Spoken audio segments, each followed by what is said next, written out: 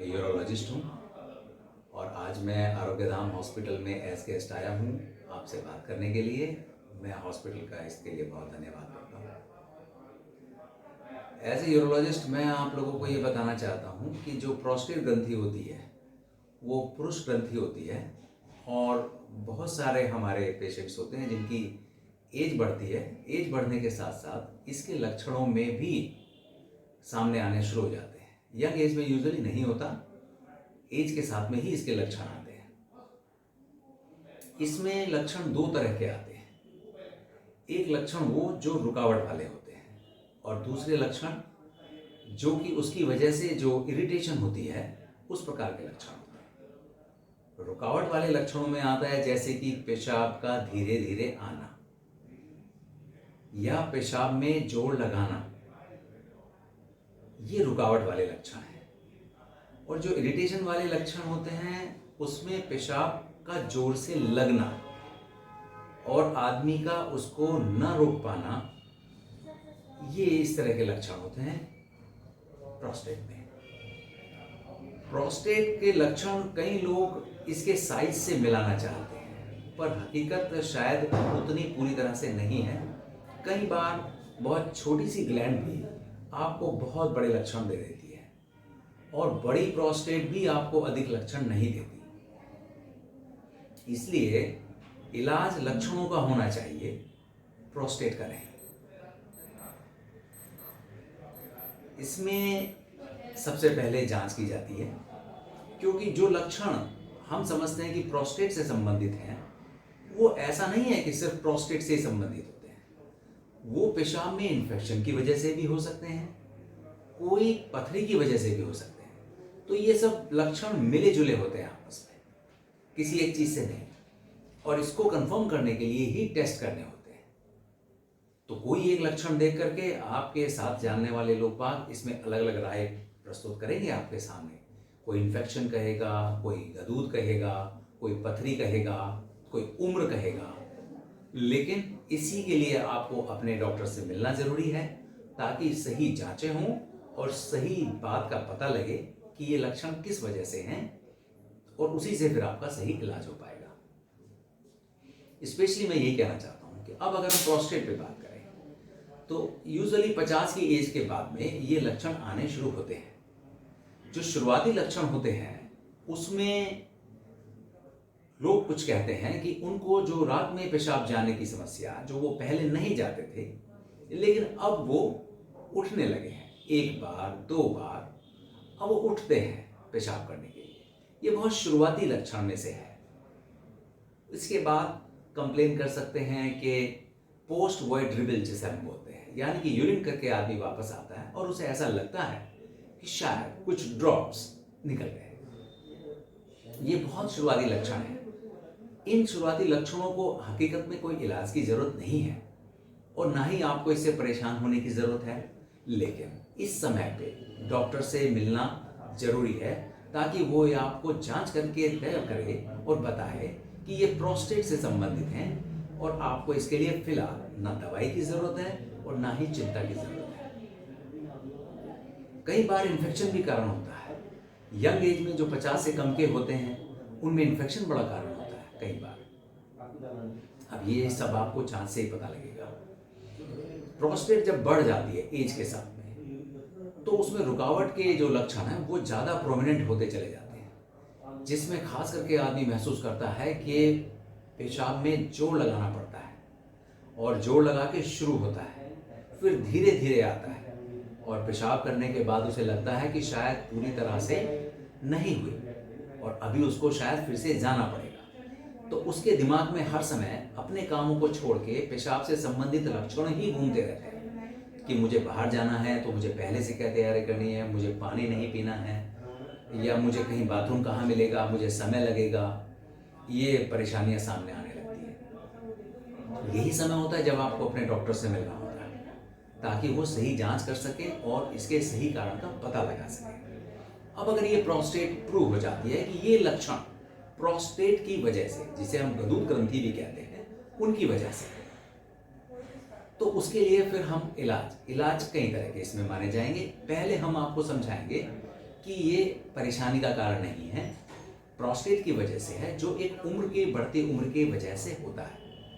और आपको इसमें तत्काल किसी इलाज की आवश्यकता नहीं है और ना ही आप परेशान हो। तो इसमें अपनी लाइफ को उसी हिसाब से थोड़ा थोड़ा एडजस्ट करते हैं।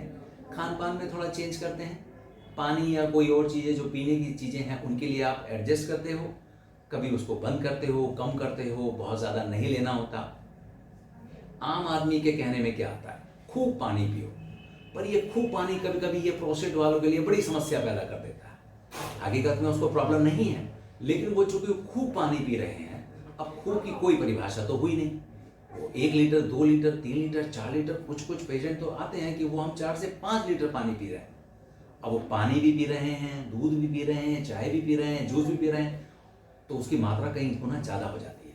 और ऐसे मरीजों को एक तो पहले ही पेशाब करने में तकलीफ हो रही है, ऊपर से उन्होंने इतना अधिक पानी या और तरल पदार्थ ले लिए, तो ऐसी स्थिति में उनकी समस्या कई गुना बढ़ जाती है। यानी कि जो चीज़ के लिए दवाई की ज़रूरत नहीं महसूस हो रही थी, अब उसे कोई ना कोई मेडिसिन की ज़रूरत महसूस हो रही है। ऐसे में हम उसको समझाते हैं कि आपका खान पान किस तरह का होना चाहिए। हो सकता है उसे ठीक करने के बाद आपको तत्काल दवाई की ज़रूरत ना हो।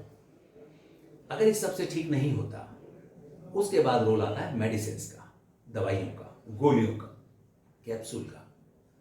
पहले ज़माने में इतनी ज़्यादा दवाइयाँ उपलब्ध नहीं थी, तो आदमी या तो बर्दाश्त करता था या ऑपरेशन के लिए ही जाता था। पर अब ऐसा नहीं है।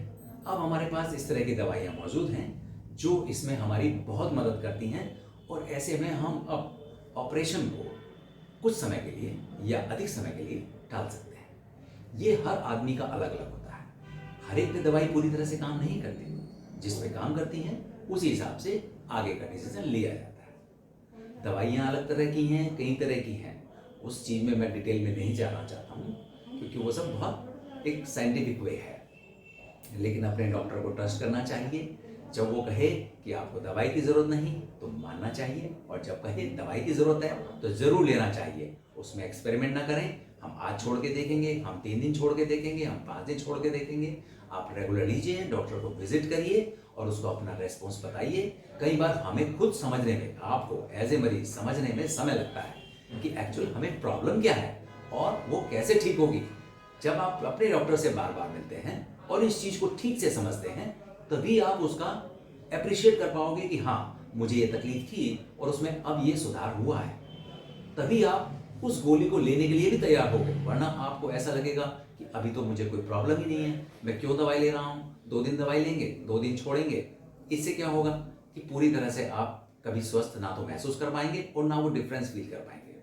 दवाई लेने से इसमें झिझकना नहीं चाहिए। जब जरूरी लगे तो जरूर इसको लेना चाहिए और कंटिन्यू करना चाहिए।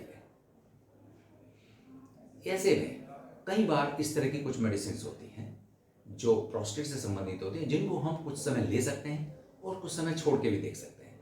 पर इसमें डिसीजन डॉक्टर ही ले तो ज़्यादा अच्छा है, क्योंकि अलग अलग तरह के मेडिसिन होते हैं। कुछ होते हैं जो इसको रिलैक्स करती हैं, और कुछ दवाइयाँ होती हैं जो इसको साइज को कम करती हैं। पर वो कभी कभी बहुत अप्रिशिएट नहीं होता कि कितना कम किया, क्या किया। ये सब बहुत स्टैटिस्टिक्स का मामला है, इसमें आप ना जाइए। आपको देखना है सिर्फ अपने लक्षण। दवाई लेने से लक्षण इंप्रूव हुए तो हुए, बस फिर यही हमारी मेडिसिन है जो हमें हेल्प कर रही है। इसमें आपस में आप डिस्कस करके, अपने दोस्तों से डिस्कस करके दवाई तय नहीं कर सकते। हर आदमी का अलग अलग है, हर एक के प्रोस्टेट का कंपोजिशन अलग अलग है, साइज अलग है। उसके अलावा ये जो लक्षण हैं ये खाली प्रोस्टेट से संबंधित नहीं होते। कई बार आपकी पेशाब की थैली की स्थिति क्या है उस पर तय होता है।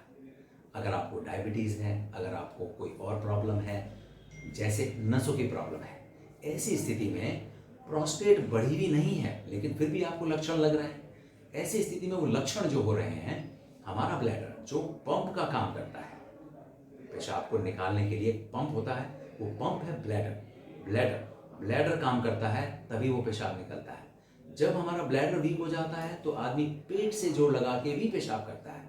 कभी कभी शुरू में लगाना पड़ता है, फिर ब्लैडर अपना काम करता है। तो ऐसी स्थिति में भी प्रोस्टेट नॉर्मल होता है, लेकिन लक्षण वही होते हैं।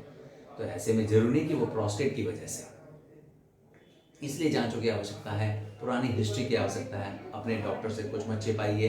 कोई आपको चोट लगी है, कोई आपको ऑपरेशन हुआ है, कोई आपको और कोई मेडिकल प्रॉब्लम है वो डॉक्टर से शेयर करनी चाहिए और उसका पूरा इलाज बताना चाहिए कि आप क्या ले रहे हैं, क्या नहीं ले रहे हैं। इस सब से आपके इलाज पे बहुत फ़र्क पड़ेगा और एक सही दवाई आपके लिए चुनी जा सकती है।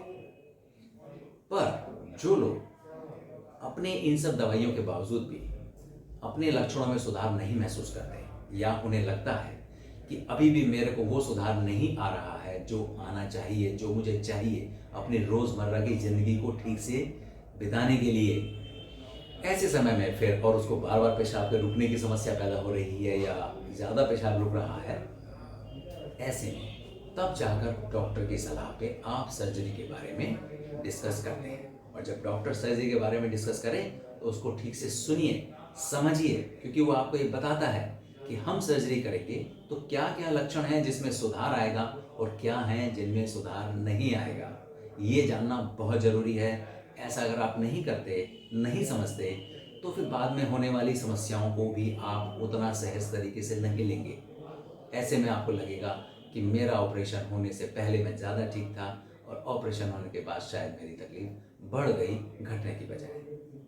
तो मैं यही कहूँगा, कई सारे एस्पेक्ट होते हैं, कई सारे फैक्टर होते हैं लक्षणों को पहचानने में, जांचने में और उसका इलाज करने में। मरीज को समझने में समय लगता है क्योंकि ये सिस्टम ऐसा है, इसमें डॉक्टर को समझने में भी समय लगता है, तो मरीज को तो थोड़ा और ज़्यादा समय लगेगा।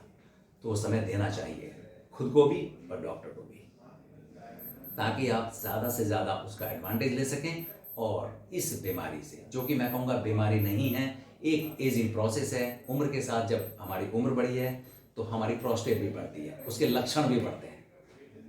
तो बस यही समझना है और डॉक्टर पे ट्रस्ट करना है और उससे शेयर करनी है अपनी सब बातें, और आप सोशल लाइफ में अच्छे से आगे बढ़ सकते हैं। क्योंकि ये प्रॉब्लम ऐसी है, सोशल रिलेटेड ज़्यादा है। अगर आप 4 लोगों के साथ बैठे हैं और आपको बार बार पेशाब जाना पड़े तो आप बहुत हैरस फील करते हैं, अच्छा नहीं लगता। ओके, तो आप ऐसा करिए, अपने डॉक्टर से हमेशा टच में रहिए और अपने लक्षणों को बताएं और उसका ठीक से निदान पाएं। Thank you.